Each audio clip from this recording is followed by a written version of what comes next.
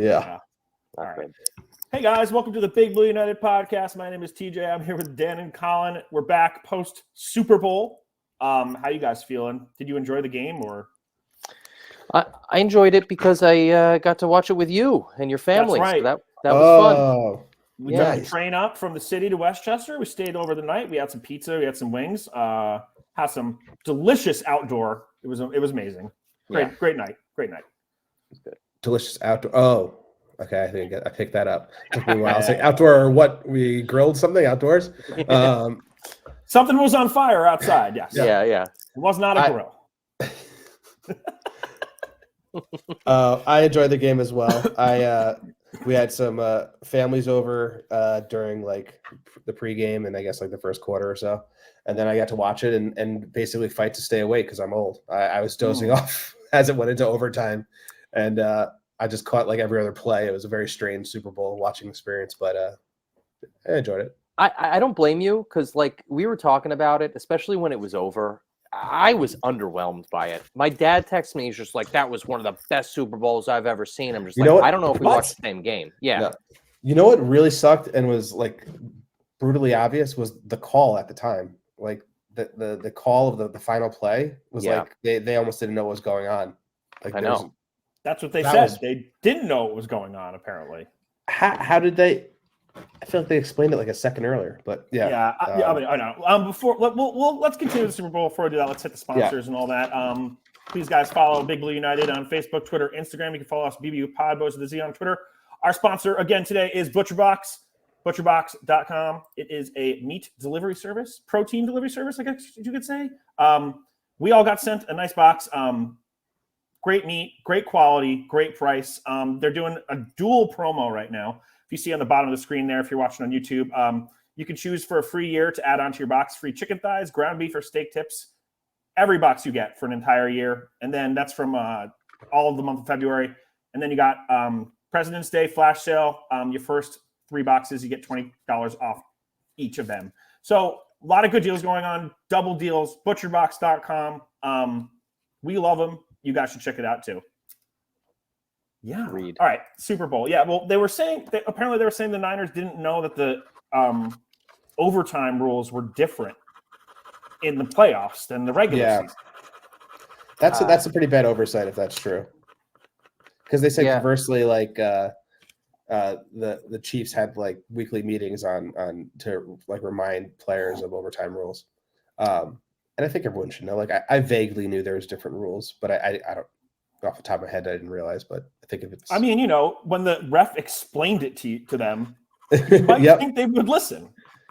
Yeah, I saw something as like a retort to that because the Chiefs players were starting to hear that it sounded like they were idiots that didn't know how the game operated, which, granted, the rules change all the time, so it's kind of difficult to lock it down, but it is the Super Bowl, so you should know. But I think they said something along the lines of like they had a plan to be the third offensive drive to win the game. They wanted to set themselves up to have like the 2 field goals and then have the ball last and then to have the advantage in that circumstance. Exactly. And which is fine, but that's a very, very finite kind of situation. It doesn't always go that way. So why are you putting all your eggs in one basket like that? So I don't know. That was a little odd. How about try winning the game? Well, yeah, don't go to overtime. Yeah, win it in the regular time. Yeah. Well, I mean, the last play of the game was ridiculous because and John Feliciano apparently drunkenly tweeted calling out his teammate who forgot to block Chris Jones in that last play, which is kind of funny. Yeah, man. The excuses pile up after the Super Bowl. A lot of emotions. Guys are doing things that they wouldn't normally do. At least it seems that way. Do you think they just don't bother giving a ring to Kadarius Toney, or do they actually have to give him one? He gets one. They give him a ring, they give him a pat in the back, and then you'll never see him again. Yeah, he's never going to play in the league again. Young Choka. Yeah, as I like to call him. Dung Joka. When I saw he wasn't playing, I was just, when's the IG Live coming where you're going to embarrass yourself again? I'm just waiting for it, and it never happened. It was odd because like a couple of days leading up to the Super Bowl, I saw that he was completely cleared for practice. He was participating in the practice, and it sounded like he was ready to suit up for the Super Bowl. And then the day of, it was, he was a healthy scratch. So it's like, all right. The jig's up here. I mean, Pat Mahomes hates him. Yeah. Straight hates the dude. Mahomes probably went to Andy Reid. He's like, if Kadarius Toney plays, we're going to lose the game. Yep. Have you seen those memes, Andy? No, he hasn't. No. Not a chance. The only thing when Andy Reid's Instagram, when you click the search discover button, it's just food. It's just things being deep fried forever. Oh, were we talking about how like the job of his personal doctor during the game? I think we were discussing that a little bit. Yeah, because your wife Steph had mentioned that Andy was wearing shorts when he arrived at the stadium, and his legs looked like, purple, like circulation problems. I think is what you said. Oh, I've seen that in real life. Yeah. So Andy, that's no good.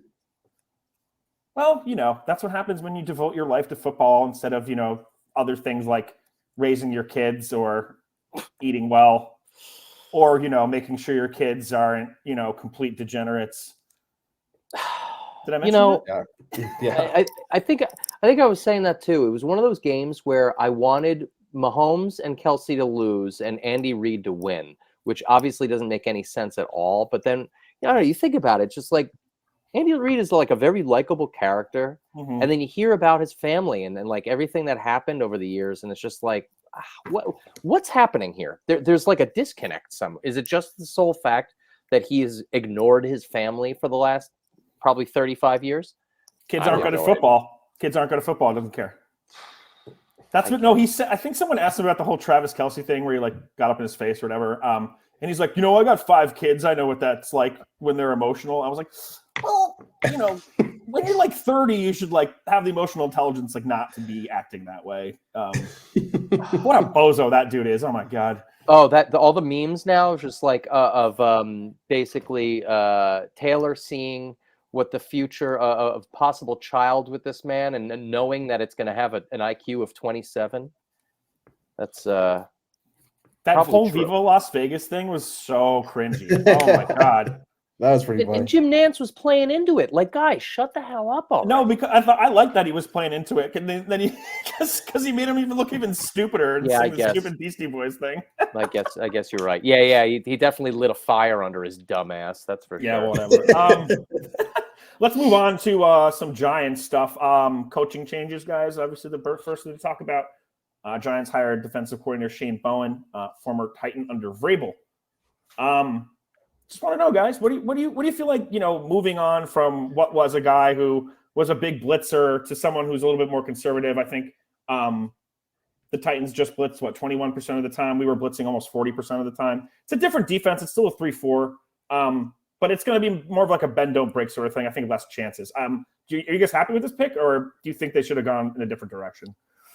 Dan, you want me to take a pick higher? I think they made it pretty clear through their actions, at least, that this was probably, someone that's not their first 2 picks for defensive coordinator, based on what happened with the other guys in Buffalo and Baltimore.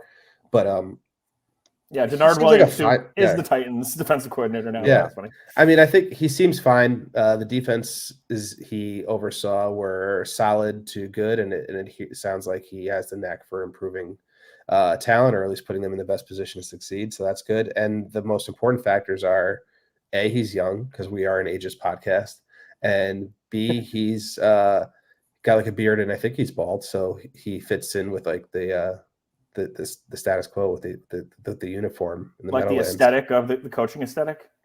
Yeah, he won't have to really change his wardrobe or his appearance. He probably won't be a raging almost 60-year-old roid head that has a problem with any sort of authority whatsoever. So that's going to be good. I mean, we sort of overlooked it because we liked him so much at the time, but how did we not talk smack about his like 100% of the time, Under Armour long sleeve with a cut sleeve shirt of some sort, no matter what the occasion was, everywhere. He was our guy, and then now he's not our guy anymore. And the best part of being a sports fan is that as soon as they're not your guy anymore, and if they leave on bad terms, F them. Yeah. Have fun in college, Michigan. Going back to Bowen, I like that he has led defenses. I think it's the last 5 years or whatever that is in the very top, if not top 15, then top 10 defenses against the run, which is sweet. And I know the passing defense doesn't look that great, but the saving grace here is it's seemingly on paper, the defensive backfield for us is a hell of a lot more talented as it is right now than the Titans have been for that period. So you'd think that he can just continue to build on the run stopping, which is definitely something that we've been lacking the last couple of seasons, inexplicably. I mean, we have the players to possibly do it. It just didn't end up happening. So I'm not excited, but I'm also not disappointed. It sounds like a guy that's looking for a bigger stage and with more talent, and see what he can do with his growing coaching skills. Because, like you said, Dan, he's young, and I think he's out to prove something. And if he has a beard and he's bald, then he fits right in. I think he might not be bald, but he does wear a hat. Maybe Dable will make him shave his head. That was part of the contract he signed. Yeah. One other thing I want to note about him is last year they had the best red zone defense in the NFL, which is always a high quality stat to possess, of course. That's real good. Yeah, I mean, I agree with what you said, Colin. It's not exciting. I'm looking forward to see what players he can bring over, if any upgrades, especially pass rush wise. I know Bud Dupree is a free agent. I always liked him. I know he's getting a little older, but he's still an impact guy. I think on the outside, and definitely an upgrade from whoever we have across Kayvon, which is occasionally Azeez Ojulari when he's not hurt. And they really don't have anybody else.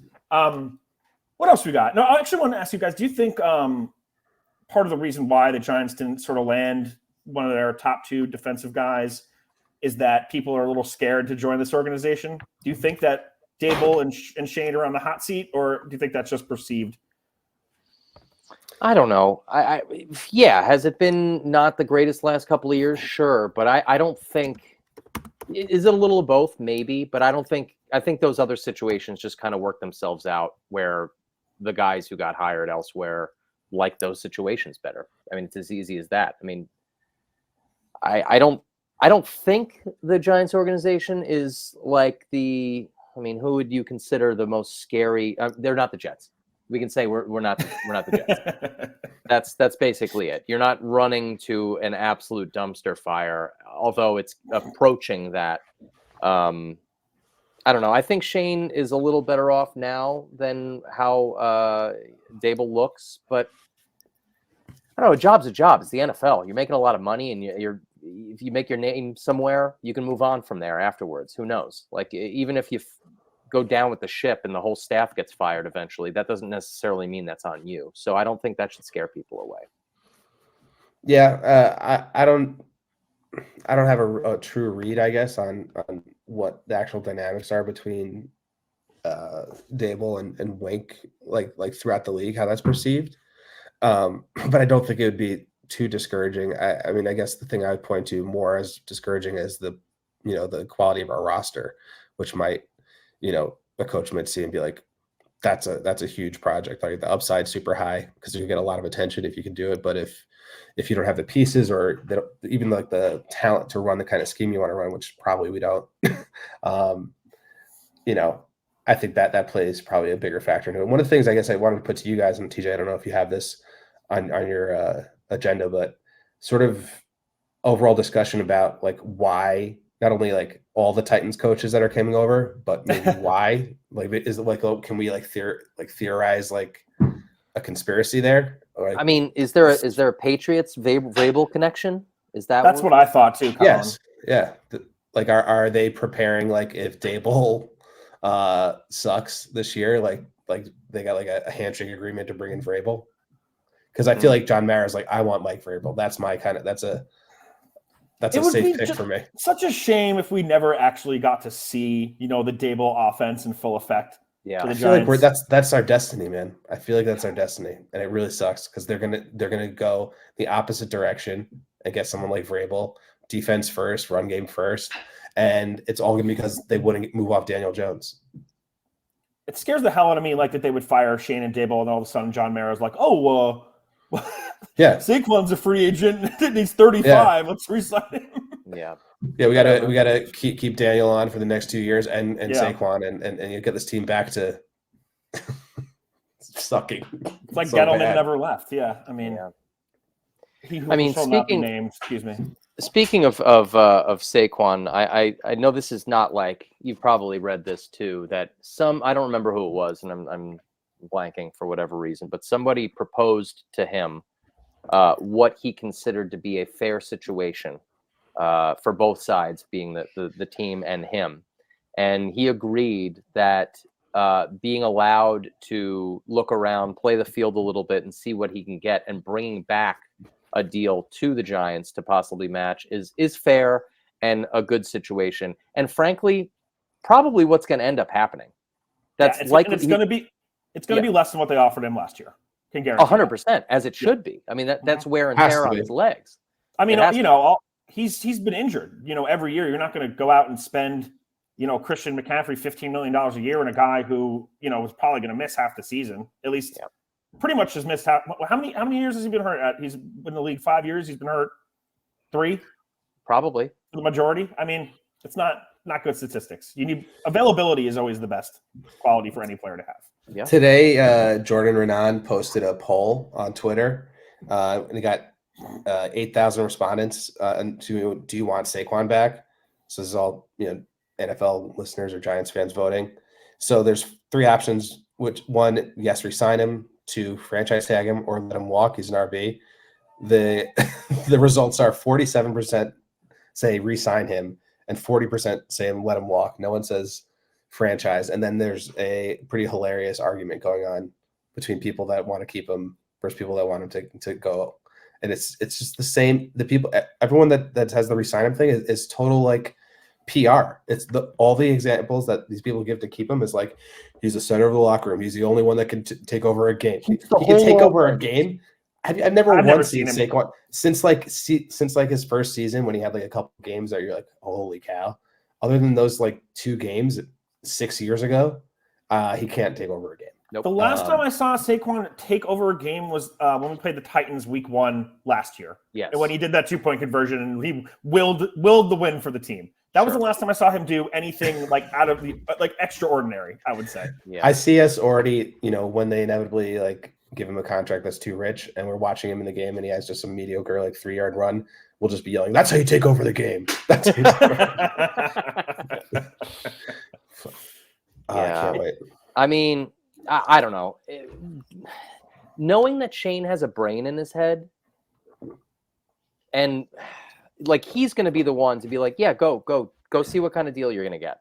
And when the funniest part to envision is Saquon going and finding 0 deals that he likes.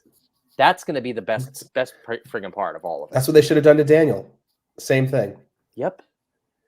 Like who, like at this point, it would be a grand old thing if someone's just like, oh, we'll give you some dummy deal. Hey, Giants, do you want to match this? Hell no. Goodbye. Like that's how it should go. What do you think a smart team as far as draft capital would trade the Giants for Saquon?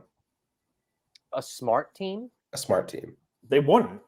They would. Like what do you think? Did they give a 5th round pick? Yeah, that's like a 5th or a 6th from a dummy team. Okay, you know so yeah. Yeah, I think a 5th or 6th rounder is probably a smart trade. Yeah. And that's not a $15 million contract. No, that's like But that's what Giants fans are weighing. They're like, should we give this guy a $15 million contract versus what like reality is like he's like a 5th round draft pick at best. Yep. The best I can see him getting is like 3 years, $25 million. Maybe. That's probably the best deal he'll get. That seems like a decent deal. And if he comes back to the Giants with that deal, that's not a bad number for a better caliber running back in the NFL. I feel like there are only like 3 running backs that deserve that much money, like this, like the amount he wants, and he's not one of them anymore. Agreed. I mean, is Derrick Henry going to be a free agent? I'm curious to see if he gets actually some money, but he's on the wrong side at this point. I mean, if you're talking about someone that has taken over a game and has been someone that carries a team, that's actually a running back that did that for a number of years. Sure did. It'd be really interesting to see. Well, it's like the least thing I care about in the offseason, to be honest with you. I just hope. I don't think waging an ideology, football ideology war against everyone in the comments about the value of running backs. That's not what you look forward to the most. That's the best thing to do.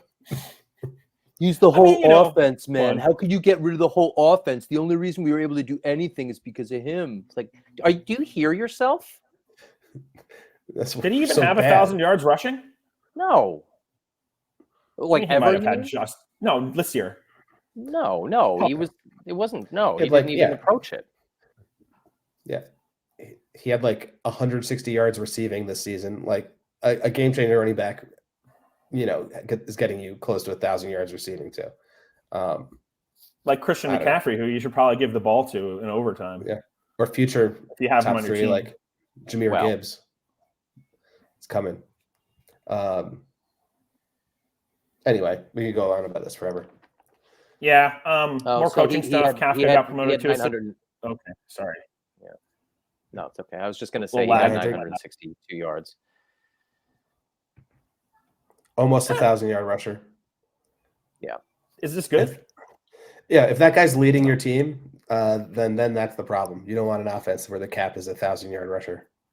No, certainly not. Okay, more coaching stuff. Kafka promoted to assistant head coach. I don't really have anything to say about that, but I just thought I'd share it. Just fun. Good for him. Yeah. Was that like the deal they gave him? Did they to keep him around? Maybe. Yeah. Like, guaranteed. We're gonna block you, but we'll make you assistant head coach. Yeah, it's better for his resume for when he inevitably leaves after this upcoming season. Yeah, they blocked Seattle, right? Didn't Seattle want to interview him for OC? Yeah. Yes. Or head coach. No. Yeah, he got rejected head coach, but then I think they wanted to bring him in for OC. What about this? I sent you guys before this new strength and conditioning coach that was just hired, Frank. Is he Paisan? Yes, he is. Baby. Pirano, something like that.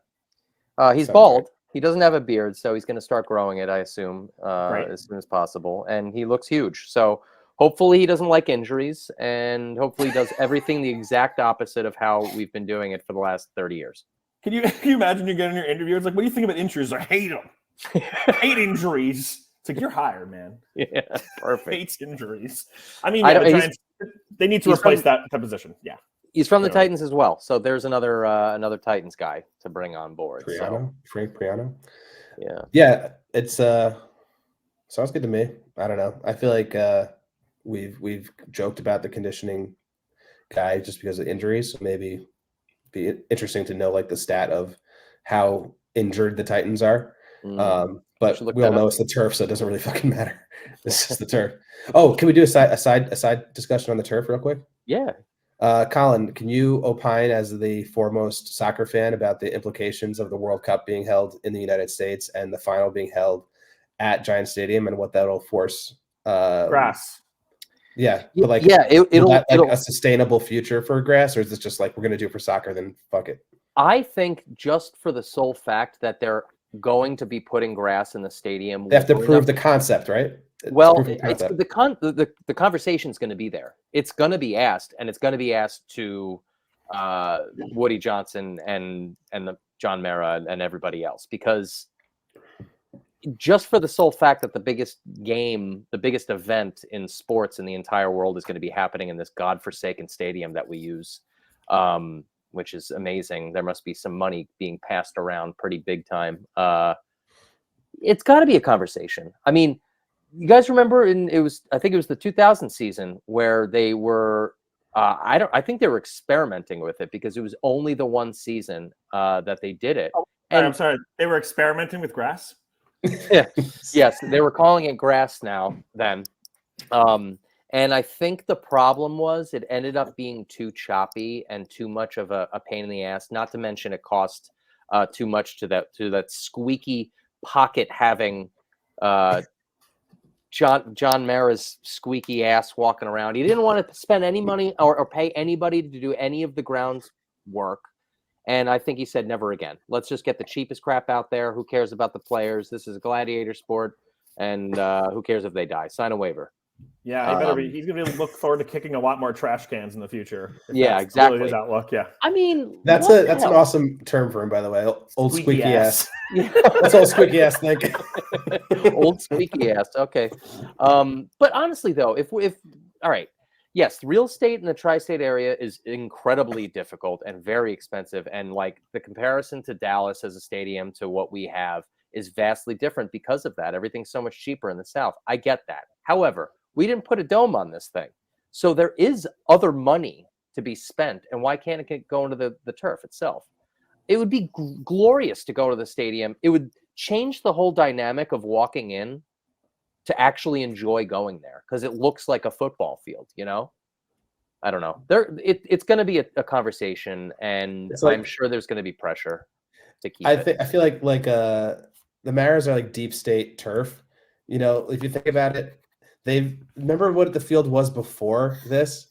Remember the one when the field had the New Jersey State logo in the middle, and it was basically AstroTurf for as long as I can remember, like in the 80s. Like they were like their deep pockets AstroTurf, big AstroTurf money is funding the Mariners. They're never going to give in, no matter how many people get injured and how famous the field is for just ruining careers. It's going to be like World Cup is going to offer to pay for you for state of the art, natural grass surface. And they'll be like, sure, we'll do it, whatever. And then they'll just like burn it, throw it down like in the bog after the Super Bowl. So we're gonna go back to AstroTurf, baby. Throw it in the bog. Yeah. Like get rid of this upgraded garbage that's on there now, then go back to the old school. Yeah. Awful. It's so silly. Special teams coordinator, guys. Michael Gobriel from the Jets. Yeah, that's an odd one. I figure they're like they led the league in kickoff coverage. That's a good stat to have. Yeah, sure. Okay, we'll take it. I mean, I'm sure they're familiar with each other, and it's probably, unless there's. Do you know who are the great special teams coordinators out of the league? Joe Judge. Joe Judge is. That's right. Gotta hire him. Well, that was the hope, right? Yeah, that was the hope. He's going to come in. No, that's what's going to happen. Vrabel's coming in head coach. Bill is going to be itching. He's just going to come in as DC under Vrabel. Full circle moment, ending at Giant Stadium under a linebacker, his favorite position. Yeah, that's what's happening next year because Daniel Jones is going to sink the season again.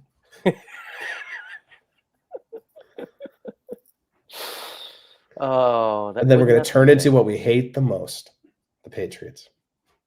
Yeah. Ugh. No, that we already have the new Patriots, the Chiefs. Patrick is the new Tom Brady.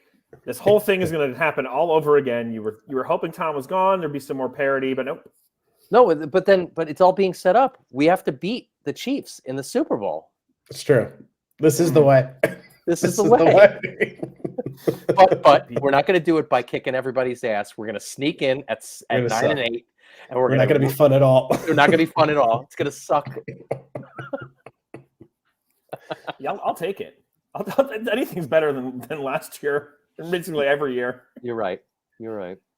Giants are squeakers. Bailey Zappi's going to be the starting quarterback. It's going to be awesome. No, Jake Fromm's coming back. Comeback season. Oof. God, do you remember that when him and Glennon were like, what a sorry fucking show that was. Oh my God. Do you hear that the thing that happened on Radio Row or whatever when when what's her name was interviewing Sean Payton with Daniel Jones and Eli were there and Sean Payton told the story of how after Daniel Jones went down that they were trying to get Davis Webb off the coaching staff and to be a quarterback for the Giants. Yeah, which I would have taken. That's awesome. I would have taken him. He knows the system. Yeah. Could have been worse than also let's discuss that too because that was a funny friggin' moment. That whole video of like the adults talking about football and then Daniel sitting there like, I have no idea what's going on. I'm not going to say a word because I'm a friggin' idiot. What are you referring to? It was I forget who else was on the video. It was Sean Payton, Eli, and yes. Okay, I'm sorry. You just said that. I don't remember who was interviewing them, but yeah, it was Eli discussing the Super Bowl. It was also like a very simple thing too, just the fade to Plexico, like how he decided to throw that ball. Yeah, and what you can't say anything. And Sean Payton was like interjecting. You saw it, TJ, right? Yeah, I watched it.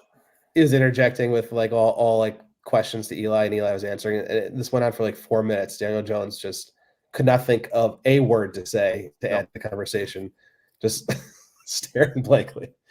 Oh man, he's the worst. Yeah, he's a very stupid person. Well, I was reading today that he's looking good to start week 1.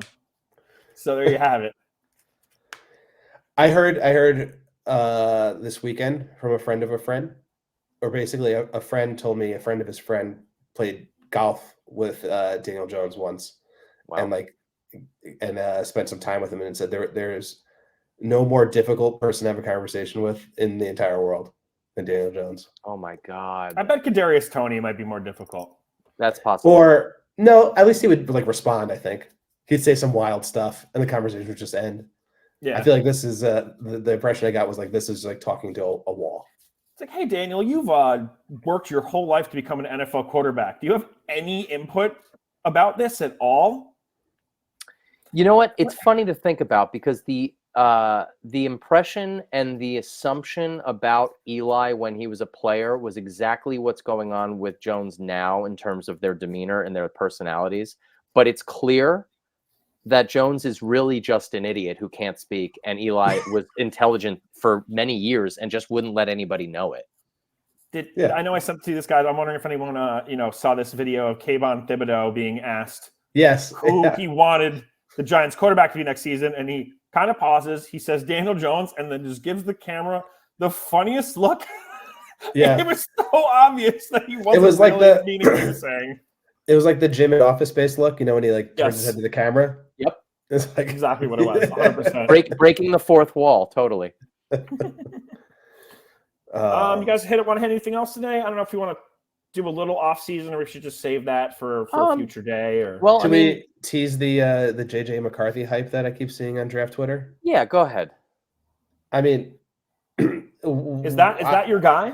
Tier 2 quarterback, JJ is your guy? I'm sort of convincing myself based on everything I'm reading, but we've said it a bunch of times. Like we had like the feeling like this might be the route that we go, and our knee-jerk reaction, at least mine, was this is going to be awful. He's another, nothing between the ears guy that came from an offense where he threw the ball like 5 times a game.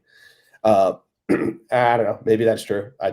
What I'm hearing from draft Twitter is that there's like a lot more to his game than people realize. And when he did have opportunities to, really pass, like he did a really good job, and plus other stuff as far as like processing and footwork and sort of feel for the game is really interesting. I think they're all like holding off their reviews on it, but I'm interested to read what they say about him because he's always had the tools. He's got height and he's fast. And they say somewhat creative or at least smart. So it doesn't look like we're going to get the top 3 guys. And there's talks that he's going to be closer to that group than the other bunch, Penix and Bo Nix and all those guys. I'm willing to give the guy a shot. We hated on him because we, like you said, we thought he was just like any of these other, like a Daniel Jones clone, basically. Granted, he went to a better school, a bigger school, obviously winning the national championship and stuff like that. That's all great, but it wasn't very exciting. But again, I'd give him a shot, and it's clear, unless we're trading up, which Shane has it in him.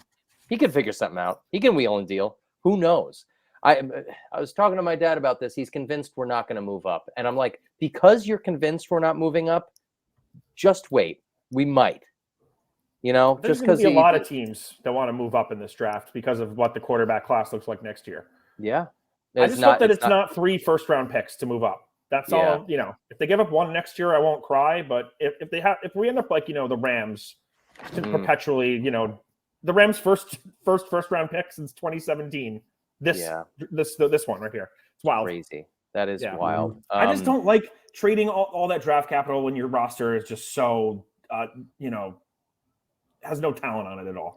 And that is the argument. That is ultimately the argument. But however, it's like people forget that one really, really, really good quarterback can change your entire franchise around. Mm-hmm. I mean, interesting parallel to the Super Bowl, but the argument is why draft your future starting quarterback if you don't have the tools around him to compete. The 49ers had essentially like the best roster in the NFL aside from the question mark at quarterback, and they couldn't compete. And